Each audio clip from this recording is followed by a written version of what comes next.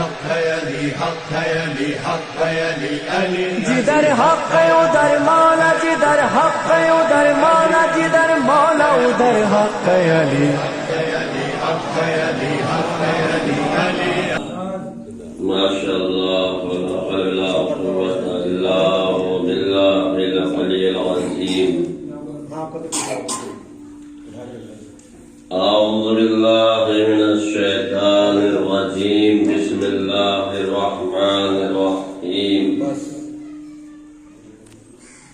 الحمد للہ الذی نصبا وسحرا وکان ربک علی کل شیء قدیر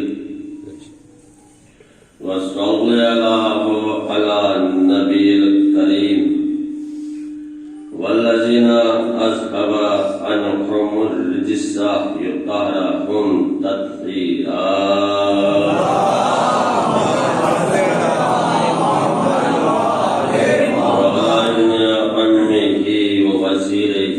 ووصیه وخلیفته والصاحب لولاده وليون حبه على الساحر والغائب وخاتم النبيين والمرسلين جد الامام حسن امام حسین ابن علی بن ابی طالب غالب کل غالب مولانا و مولا الثقلین ابی القاسم محمد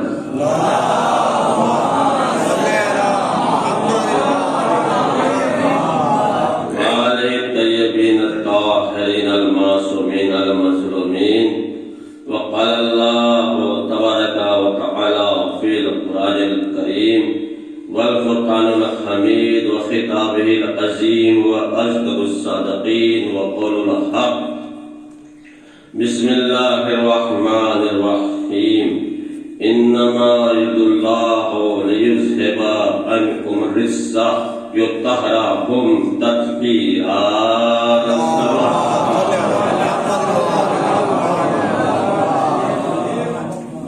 ایمانی اور محبان حیدر کرار عزاداران امام حسین مظلوم کربلا علیہ السلام خداوند عالم سبھی حسین کو زندہ و سلامت رکھے اور سبھی حسینیوں کی نیک حاجتوں کو پورا فرمائے میں نے آج تطہیر محبان حیدر کرار کے بیچ حسینیوں کے بیچ تلاوت کرنے کا شرف حاصل کیا مشہور معروف آیت کریمہ زیادہ وقت آپ کا نہیں لوں گا مختصر سے حالات میں مختصر سے ہی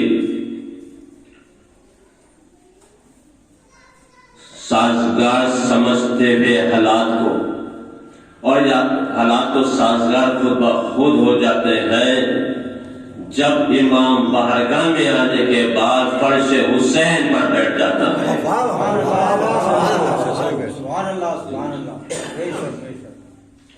یہ آیت تطہیر میری سمجھ میں یہ بات نہیں آتی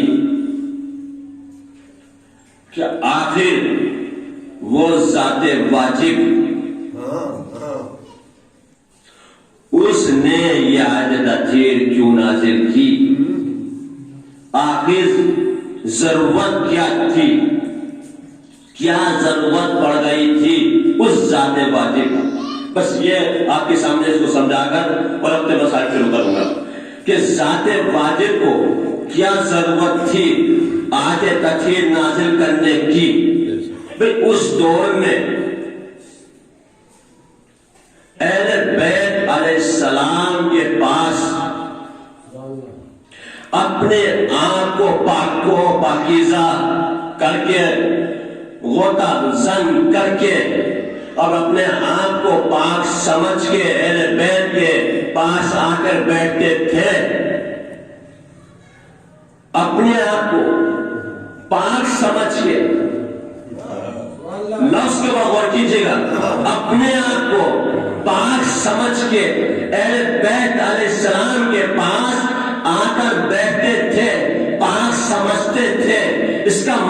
یہ ہوا کہ اپنے آپ کو پاک سمجھیے، صاف کپڑے پہن کے آگے بیٹھ کے کہے کہ میں پاک و پاکیزہ ہوں، پاک و پاکیزہ ہوں. میں ذات واجب نے فوراً یہ آیت نازل کی، انما یرید اللہ یہ نازل کی، حضرت نازل کی کہ اللہ کا ارادہ یہ ہے اے اہل بیت تم سے نجاستوں کو دور رکھا جائے، تم سے نجاستوں کو دور رکھا جائے. اس کا مطلب یہ ہے کہ پوری دنیا کا ارادہ ایک طرف ہے، ذات واجب کا ارادہ ایک طرف ہے. ذات واجب کا ارادہ ایک طرف ہے، پوری دنیا کا ارادہ ایک طرف ہے. اس نے ارادہ کیا تم سے نجاستوں کو تم سے دور رکھا جائے. آج کا ماحول یہ دیکھیے گا، آج کا ماحول بھی ایسا ہی ہے، آج کا معاشرہ بھی ایسا ہی ہے. ہم دوسروں کو بدنام کرتے ہیں، وہ ایسا ہے، وہ ایسا ہے، وہ ایسا ہے، وہ ویسا ہے. پہلے اپنا آپ کو دیکھیے گا، ہم کیسے ہیں،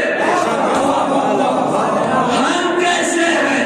ہم میں ایسے کچھ لوگ، کچھ افراد پیدا ہو گئے ہیں، اس میں علماء بھی موجود ہیں، کچھ ایسے افراد پیدا ہو گئے ہیں اپنے آپ کو پاک و پاکیزہ سمجھتے ہیں. پاک و پاکیزہ سمجھنے کے بعد اور فرشیہ جب بیٹھ کر کہتے ہیں ہم اہل بیت کے جانے والے ہیں، اہل بیت کے جانے والے ہیں، اہل بیت کی محبت کا دعویٰ کرتے ہیں، اور اس کے بعد کہتے ہیں ایسے مہاماری میں عیادتداری کرنے کی ضرورت نہیں ہے، ایسی مہاماری میں یمنس کرنے کی ضرورت نہیں ہے، ایسی مہاماری میں حسین کا بٹن پہننے کی ضرورت نہیں ہے، ایسی مہاماری میں علم مبارک گھر میں پھیلانے کی، امام باہر میں پھیلانے کی ضرورت نہیں ہے، ضرورت نہیں ہے. اس سے بہتر یہ ہے اپنے گھر میں بیٹھ کر قرآن کی تلاوت کرو، قرآن کی تلاوت کرو. تو قرآن کو تلاوت کرنے کے بعد شہدائے کربلا کے تو ہتھیار کرو. میں کہوں گا اے اہلیت کو، تمہارے زمین کو کیا ہو گیا ہے، حسین تمہاری تلاوت کا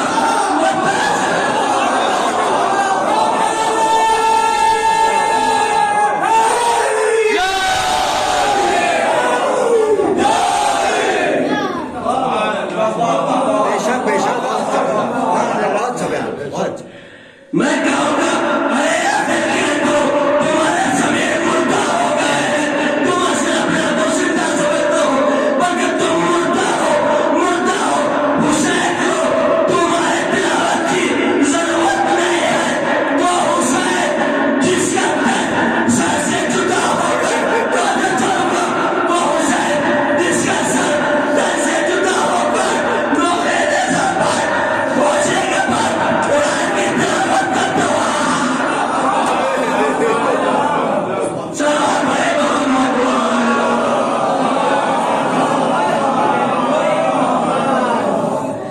وہ حسین تمہاری تلاوت میں محتاج ہے، وہ حسین تمہارے ماتموں کا محتاج ہے، وہ حسین تمہاری مجلسوں کا محتاج ہے. حسین محتاج نہیں ہے، تم محتاج ہو، تم محتاج ہو. یاد رکھو ازاداری کے ہم محتاج ہیں، ازاداری ہماری محتاج. سلام علیکم محمد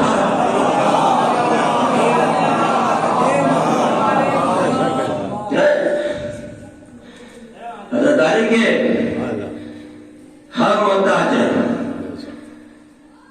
ازاداری ہماری محتاج نہیں ہے. اصل دیکھا جائے کہ ازاداری کی بدولت ہر زندہ ہے.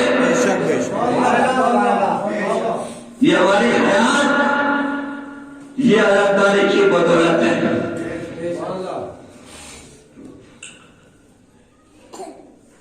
یہ ازاداری نہ کبھی بند ہوئی ہے نہ بند ہوگی. یزید کے دربار میں بھی ازاداری ہوئی ہے. یعنی اس سے زیادہ حکومت کس کی تھی؟ کتنی بڑی حکومت تھی اس کی؟ شام میں بیٹھ کر کوفے میں حکومت، بصرے میں حکومت، مدینے کی حکومت، اتنی بڑی حکومت پانے کے بعد اس کی کوششیں ناکامیاب ہو گئی۔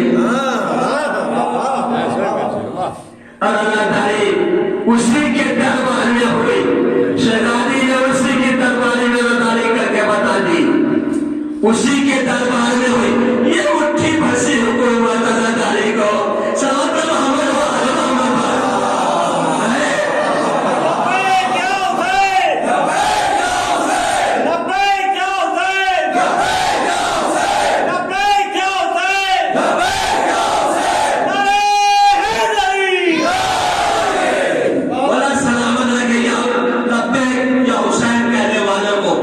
یقیناً یہی نعرہ نور روزے میں شر ہوگا جو لبیک یا حسین کہے گا۔ لبیک یا حسین کی جب آواز بلند ہوگی تو جو لبیک یا حسین کہنے والا ہوگا وہ خود بخود حسین کی طرف کھینچے گا، جو لبیک یا حسین جب ہوگا۔ سلام محمد و آل محمد پڑھائے۔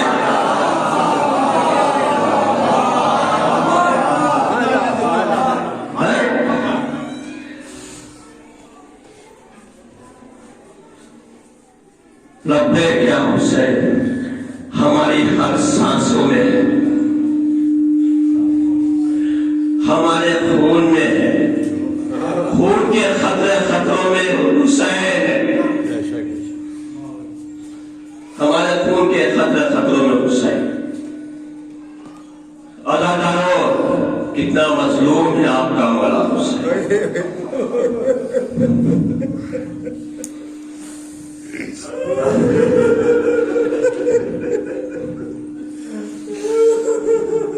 میں نے کل ایک جملہ کہا تھا کہ ہمارے بچوں نے کبھی یہ سوچا بھی نہیں ہوگا کہ ہمیں کبھی کسی سال ایسی بھی اداکاری کرنی پڑے گی۔ کتنا مظلوم ہے اپنا حسین، بات الگ الگ دیکھ کر۔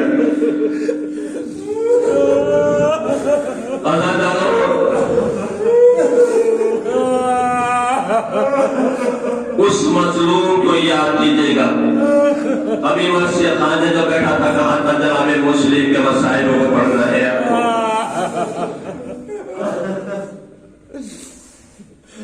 وہ مظلوم جو مدینہ کا مسافر تھا، 18,000 کوفیوں کے خط گئے تھے امام کے پاس۔ امام نے اپنا جداد بھائی مسلم کو کوفے بھیجا۔ مسلم کی بے کسی اور جناب مسلم کی مظلومیت دیکھیے گا۔ جب مسلم کوفہ آئے، آپ اپنے 2 بچوں کو لے کے چلے تھے، 2 بچے بھی گم ہو گئے۔ خداوند عالم کسی باپ کو یہ منظر نہ دیکھا۔ اولاد کا غم بہت بڑا ہوتا ہے، باپ بھی چھوٹے چھوٹے ننھے بچے مسلم بھی۔ اب وہ 18,000 کوفیوں نے جو بیعت دی تھی جناب مسلم کے ہاتھ پر، تاریخ بتاتی ہے کہ جب صبح کی نماز پڑھائی تو کچھ اور تھے، اور جب عصر کی نماز پڑھائی تو کچھ اور رہے، اور مغرب کی پڑھائی کو کچھ اور رہا، جب عشاء کی نماز پڑھائی کوئی باقی رہتا ہے، سب چلے گئے۔ اب رات کی تاریخی تھی، مسلم تھے، کوفیوں کی گلیاں تھی، مسلم تھے۔ ارے مسلم بے کسی مسلم کوفے کی گلیوں کو چھوڑ گھوم رہے تھے مسلم، مدینہ کا مسافر مسلم۔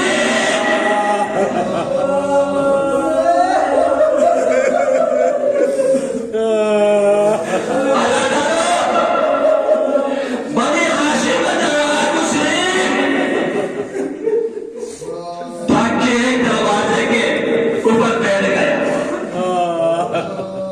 تھوڑی دیر کے بعد مسلم نے کیا دیکھا کہ خاتون ضعیفہ نے دروازہ کھولا۔ اس ضعیفہ نے دیکھا کہ نوجوان اس کے چوکھٹ پر بیٹھا ہوا ہے۔ مسلم نے اس کو دیکھا، دیکھنے کے بعد پانی طلب کیا، اس نے پانی لا کر دیا، مسلم نے پانی پیا، پانی پینے کے بعد پھر وہی بیٹھ گئے۔ ایک مرتبہ وہ خاتون کہتے ہیں نوجوان تجھے پتا نہیں کوفے کا ماحول خراب ہے، تو اپنے گھر چلا جا۔ ایک مرتبہ مسلم نے فرمایا جس کا کوئی گھر نہیں وہ کہاں جائے؟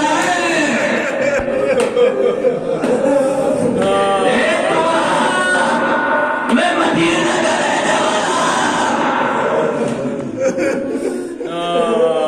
تمہارے معلوم کیا کہ مدینہ میں کون سے رہنے والے تھے کہ محلہ بنی ہاشم، میرا نام مسلم۔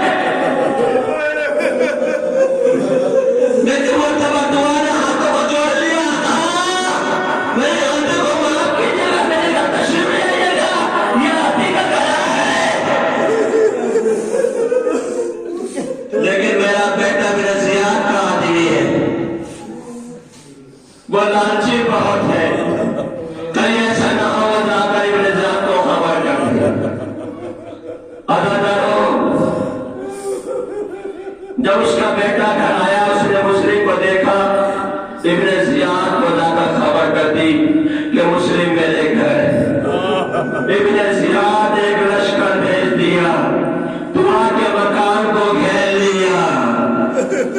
ایک مرتبہ مسلم نے دیکھا، مسلم گھر سے باہر نکلنے چاہتے تھے، تلوار کھینچی باہر نکلنا چاہتے تھے، تمہارے مومنہ تھی دعوت کو پکڑ لیا، کہا آقا گھر سے باہر مت نکلیے گا۔ ایک مرتبہ مسلم نے فرمایا اے دعا اگر میں گھر سے باہر نہیں نکلا یہ بغیرت تیرے گھر میں آ جائیں گے، ارے تیرے پردہ تیرا پردہ سلامت نہ رہے گا۔ میں کہوں گا مسلم ایک دعا کا اتنا خیال، پردے کا اتنا خیال، اے مسلم فاتحہ سنا کربلا میں آنا، ارے ہمارے کے بیٹیاں نبی کے نواسیاں بے پردہ بے رضا انا ڈالو مسلم ایک زبردست جنگ کی اشش نے دوبارہ لشکر طلب کیا۔ ایک مرتبہ دوبارہ لشکر آیا، ابن زیاد نے کہا کہ بجائے ایک کو پکڑنے کے لیے اتنا لشکر کی ضرورت ہے۔ ایک مرتبہ اشش نے کہا تجھے کسی بخر کو سمجھا، یہ تو بنی ہاشم کا جوان ہے، اس کے لیے تو لشکر کے لشکر کم ہے۔ پتا کرو اور لشکر آیا، لیکن چلا کی امت کاری سے گھا کھودا گیا، اس میں پورا کاٹ کر ڈالا گیا، لشکر پیچھے ہٹتا رہا، مسلم آگے بڑھتے رہے۔ ایک مرتبہ گلے میں گر گئے، وہ گلے میں گرنا تھا مسلم کا، کسی نے پتھر مارا، کسی نے تیر چلایا، آئے مدینہ کا مسافر، اللہ تعالیٰ مسلم کو گرفتار کر کے ابن زیاد کے دربار میں لے جایا گیا۔ کسی نے